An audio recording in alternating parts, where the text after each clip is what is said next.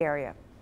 New this morning, an Over-the-Rhine designer is tailoring the future of fashion on this season of Project Runway. Tessa Clark is a University of Cincinnati grad and the creator of the local grind and glaze women's wear line. She's competing against 15 other designers for a grand prize of more than $250,000. You can catch her in the season premiere March 14th on Bravo.